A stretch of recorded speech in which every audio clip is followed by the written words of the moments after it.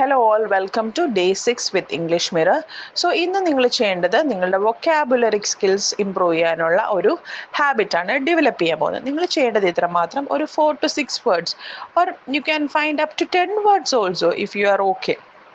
നിങ്ങളൊരു നല്ല ബുക്ക് എടുക്കുക, അല്ലെങ്കിൽ ഒരു പേപ്പർ ആയിക്കോട്ടെ, നിങ്ങൾക്ക് ഈസി ആയിട്ടുള്ള ഒരു മെത്തേഡ് ചൂസ് ചെയ്യുക. എന്നിട്ട് നിങ്ങളുടെ നോട്ട്ബുക്കിൽ അല്ലെങ്കിൽ പേപ്പറിൽ ഒരു 10 വേർഡ്സ് അല്ലെങ്കിൽ 6 വേർഡ്സ് എങ്കിൽ it's okay, that is also fine.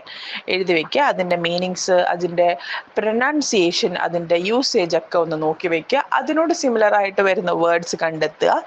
എന്നിട്ട് അത് സെൻറ്റൻസസിലും കൂടി എങ്ങനെയാണ് യൂസ് ചെയ്യുന്നതെന്ന് സെൻറ്റൻസസ് കൺസ്ട്രക്ട് ചെയ്ത് ഈ ഒരു വേർഡ് ഇൻക്ലൂഡ് ചെയ്ത് ഒന്ന് നോക്കുക, ചെയ്ത് നോക്കുക. Okay, fine. ഈ കിട്ടുന്ന വേർഡ്സ് ഒക്കെ നിങ്ങൾ ഒരു ബുക്കിൽ തന്നെ എപ്പോഴും സൂക്ഷിക്കാൻ വേണ്ടി ശ്രമിക്കുക. So keep this as a regular activity. നിങ്ങൾക്കപ്പോൾ കുറേ വേർഡ്സ് കിട്ടും. എല്ലാ ദിവസവും ഒരു 10 ആകുമ്പോൾ, കുറേ ദിവസം ആകുമ്പം ഒരു ബൾക്ക് ക്വാണ്ടിറ്റിയിൽ വേർഡ്സ് കിട്ടും. So that's how you can improve your vocabulary. Okay, so you should do this. Miss ചെയ്യാൻ പാടില്ല. നല്ലൊരു പ്രാക്ടീസാണിത്. Okay, now I'll be giving you another set of vocabulary. കുറച്ച് വേർഡ്സ് ഞാൻ വീണ്ടും തരുന്നതായിരിക്കും. ആൻഡ് ദ ഫസ്റ്റ് വൺ, നമുക്ക് ഫസ്റ്റ് വൺ നോക്കാം. First one is responsible. ഇത് വളരെ ഫെമിലിയർ ആയിട്ടുള്ളൊരു വേർഡ് ആയിരിക്കുമല്ലോ, പക്ഷെ എവിടെയാണ് യൂസ് ചെയ്യേണ്ടത് നിങ്ങൾക്ക് അത്ര പ്രോപ്പറായി അറിയുന്നില്ലായിരിക്കും. But I will help you with that. Responsible എന്ന് പറഞ്ഞാൽ എന്താണ്? Able to make good decisions and take care of things.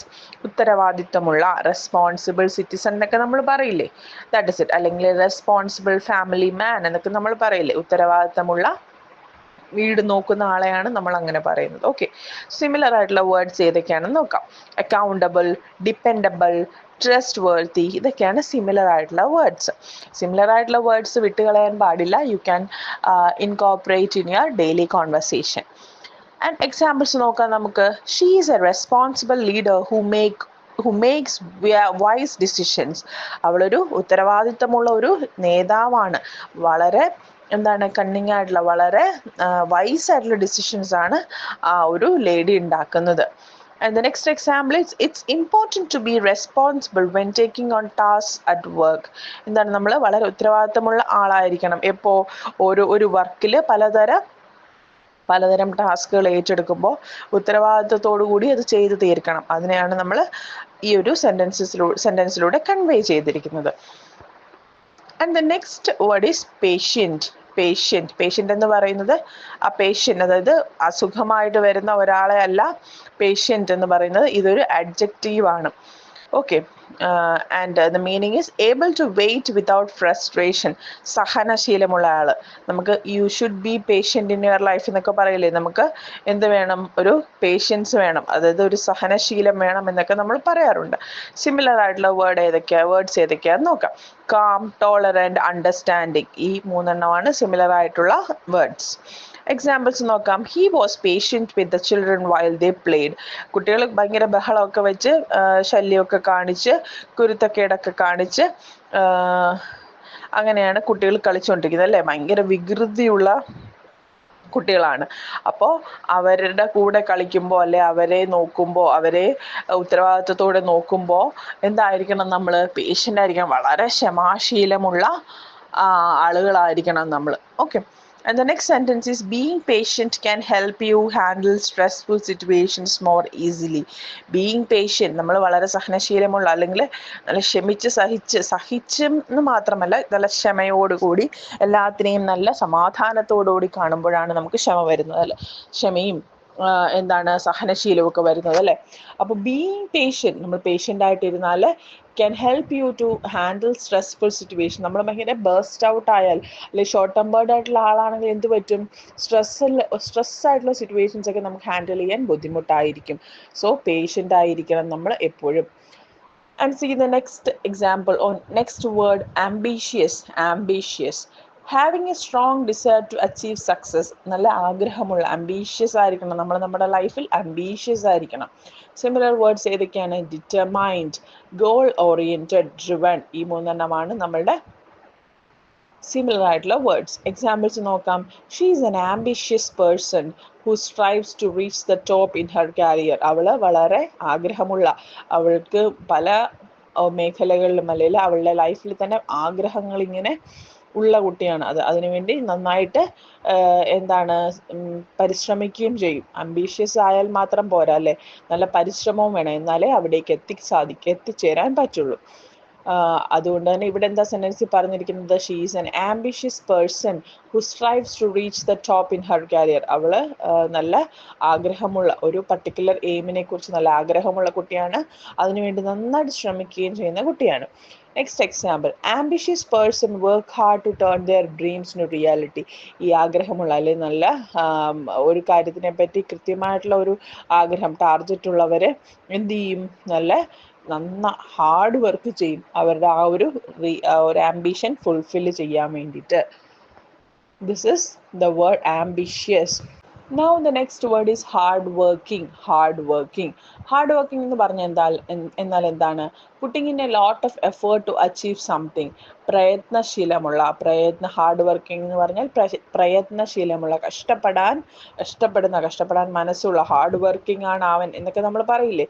Similar ആയിട്ടുള്ള വേർഡ്സ് ഏതൊക്കെയാണ്, ഡിലിജന്റ്, ഇൻഡസ്ട്രിയസ്, കമ്മിറ്റഡ്. ഈ മൂന്നെണ്ണമാണ് സിമിലർ ആയിട്ടുള്ള വേർഡ്സ്. എക്സാമ്പിൾസ് നോക്കാം. She is A hard working employee who always meats dead lines. അവൾ വളരെ കഷ്ടപ്പെട്ട് നല്ല ജോലി ചെയ്യുന്നവരാണ്, അതുകൊണ്ടാണ് she always meats Har dead lines. അവളുടെ ടാർഗറ്റ്സ് ഒക്കെ അവൾ എപ്പോഴും മീറ്റ് ചെയ്യാറുണ്ട്. Hard working students often achieve the best result. നന്നായിട്ട് കഷ്ടപ്പെടുന്ന സ്റ്റുഡൻസിന് നല്ല റിസൾട്ട് കിട്ടാറുണ്ട്. See the next example, flexible, meaning willing to change or adapt. ഏതൊരു ഫ്ലെക്സിബിൾ എന്ന് പറഞ്ഞാൽ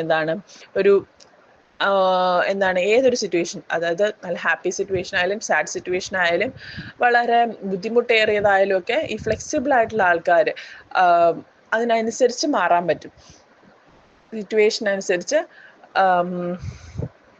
ഓക്കെ ആവാൻ വേണ്ടി അങ്ങനെയുള്ള ആളുകൾ ശ്രമിക്കും. സിമിലർ ആയിട്ടുള്ള വേർഡ്സ് നോക്കാം നമുക്ക്, അപ്പോൾ കുറച്ചും കൂടി മനസ്സിലാവും. Adaptable, adjustable, versatile. നമ്മൾ വേഴ്സറ്റൈൽ നേരത്തെ നോക്കിയിരുന്നു അല്ലേ, അപ്പോൾ വേഴ്സറ്റൈൽ, ആക്ടർ എന്നൊക്കെ നമ്മൾ പറഞ്ഞിരുന്നു. സോ എക്സാമ്പിൾസ് നോക്കാം. He is flexible with his schedule and can meet at any time. He is flexible, അവൻ ഫ്ലെക്സിബിൾ ആണ് അവൻ്റെ ടൈമിൽ. ഇങ്ങനെ ഒരു രാവിലെ മുതൽ വൈകുന്നേരം വരെ സ്ട്രെസ്ഡ് ആയിട്ടൊന്നും അല്ല, ടൈം പാക്ഡ് ആയിട്ടൊന്നും അല്ല വർക്ക് ചെയ്യുന്നതോ പഠിക്കുന്നതോ ഒന്നും, ബട്ട് അവൻ്റേതായിട്ടുള്ള ഫ്ലെക്സിബിൾ ആയിട്ട് ടൈമുണ്ട്. ലീജർ ടൈം എടുക്കാം ഇടയ്ക്ക്, അല്ലെങ്കിൽ കുറച്ച് ഫൺ ആക്ടിവിറ്റി ചെയ്യാം, അതായത് ഫോർ എൻ്റർടൈൻമെൻറ്റ് പർപ്പസ്, സ്ട്രെസ് കുറയ്ക്കാൻ വേണ്ടി. സോ ഫ്ലെക്സിബിൾ വർക്കാണ് അവൻ ചെയ്യുന്നത് എന്ന് നമ്മൾ പറയും. Next example, A flexible attitude can help you overcome challenges. Flexible ആയിട്ടുള്ള ആറ്റിറ്റ്യൂഡുള്ള ഒരാൾക്ക് നമുക്ക് പല പ്രതിസന്ധികളെയും തരണം ചെയ്യാൻ പറ്റും. അതെന്താണ് അങ്ങനെ വെച്ചാൽ, നമുക്ക് അതേ ചെയ്യുള്ളൂ എന്ന് പറഞ്ഞു നിന്നാൽ എന്ത് ചെയ്യാം, നമുക്ക് സ്ട്രെസ് കൂടിയുള്ളൂ. ലൈക്ക് ഫോർ എക്സാമ്പിൾ, ഇപ്പം നമ്മൾ പറയാണ് ഞാൻ കാറിലേ പോവുള്ളൂ, ബട്ട് ആ ഒരു ടൈമിൽ കാർ അവൈലബിൾ അല്ലെങ്കിൽ നമ്മൾ ബസ് ചൂസ് ചെയ്യണം അല്ലേ. അത് നമ്മളുടെ ഫ്ലെക്സിബിൾ ആയിട്ടുള്ള ഒരു നേച്ചറാണ്, ആറ്റിറ്റ്യൂഡാണ് കാണിക്കുന്നത്. കാർ ഇല്ലെങ്കിൽ ബസ്സിൽ പോകണം.